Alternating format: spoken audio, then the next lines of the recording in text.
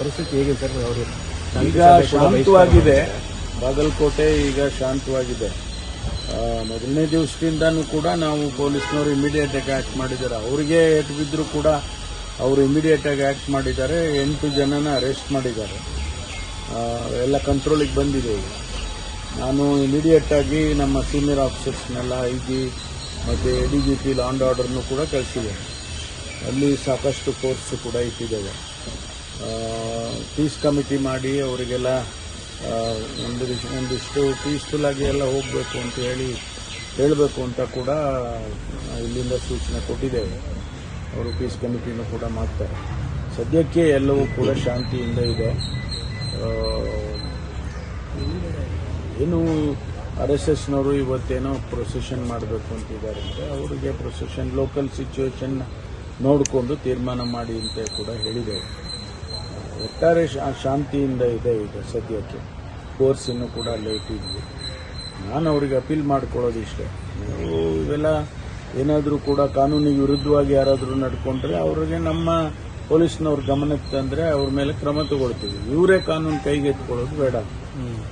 ಕಲ್ಲು ಹೊಡೆಯೋದು, ಮಾಡೋದು, ಪ್ರಚೋದನೆ ಮಾಡೋದು ಇಂಥದ್ದೆಲ್ಲ ನಡೆದ್ರೆ ಯಾರಿಗೂ ಕೂಡ ಶಾಂತಿಯಿಂದ ಇರೋದಕ್ಕೆ ಸಾಧ್ಯ ಇಲ್ಲ. ಹಾಗಾಗಿ ನಾನು ಅವ್ರಿಗೆ ಅಪೀಲ್ ಮಾಡ್ಕೊಳ್ತೇನೆ, ಎಲ್ಲರೂ ಕೂಡ ಸಹಕರಿಸಬೇಕು ಮತ್ತು ಕಾನೂನು ನಾವು ಮೇಂಟೈನ್ ಮಾಡೋದಕ್ಕೆ ನಮಗೆ ಸಹಕರಿಸಬೇಕು ಪೊಲೀಸ್ ಇಲಾಖೆಗೆ ಅಂತೇಳಿ ನಾನು ಅವರಿಗೆ ಮುಖಂಡರುಗಳಿಗೆ, ಅಲ್ಲಿನ ಸ್ಥಳೀಯ ಮುಖಂಡರುಗಳಿಗೆ ಅವ್ರಿಗೆಲ್ಲ ಅಪೀಲ್ ಮಾಡ್ಕೊಳ್ತೇನೆ.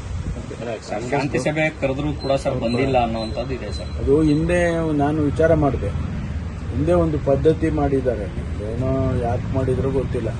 ಶಾಂತಿ ಸಭೆ ಮಾಡಬೇಕು ಅಂತ ಅಂದರೆ ಅವ್ರನ್ನೇ ಬೇರೆ ಒಂದು ಸಮುದಾಯದವ್ರನ್ನೇ ಬೇರೆ ಕರೆಯೋದು, ಇನ್ನೊಂದು ಸಮುದಾಯನೇ ಬೇರೆ ಕರೆಯೋದು, ಆ ಥರ ಮಾಡಿದ್ದಾರೆ.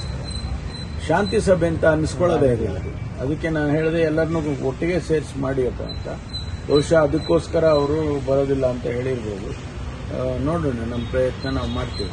ಈ ಘಟನೆ ಇಟ್ಕೊಂಡು ಬಿಜೆಪಿ ಸರ್ಕಾರನ ಟೀಕಿಸ್ತಾ ಇದೆ. ಅಂದ್ರೆ ಕಾಂಗ್ರೆಸ್ ಸರ್ಕಾರ ಇರೋದ ಕಾರಣಕ್ಕಾಗಿ ಇಷ್ಟೊಂದು ಧೈರ್ಯ ಬಂದಿದೆ, ಪುಂಡರಿಗೆ ಕಲ್ತೂರುವಂತ ಪರಿಸ್ಥಿತಿ ನಿರ್ಮಾಣ ಆಗ್ತಾ ಇದೆ. ಓಲೈಕೆ ಕಾರಣಕ್ಕಾಗಿ ಅವರು ಅದನ್ನು ಹೇಳ್ತಾನೆ ಇದ್ದಾರೆ. ಓಲೈಕೆ ಮಾಡ್ತೀವಿ ಅಂತ ಹೇಳ್ತಾನೆ ಇದ್ದಾರೆ. ನಾವು ಒಂದು ಮಾತು ಹೇಳೋದಕ್ಕೆ ಬಯಸ್ತೀವಿ, ಕಾನೂನು ಎಲ್ಲರಿಗೂ ಒಂದೇ.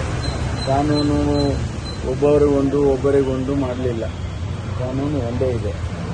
ಯಾರಾದರೂ ಕೂಡ ಇಂಥ ಘಟನೆಗಳು ಮಾಡಿದವ್ರು ನಾವ್ಯಾರೂ ರಕ್ಷಣೆ ಮಾಡಕ್ಕೆ ಹೋಗೋದಿಲ್ಲ. ಅವ್ರನ್ನ ಕಲ್ಲು ತೂರಾಟ ಮಾಡಿ ಕಲ್ಲು ಹೊಡೆದವ್ರಿಗೆ ನೀವು ರಕ್ಷಣೆ ಮಾಡ್ತೀವ?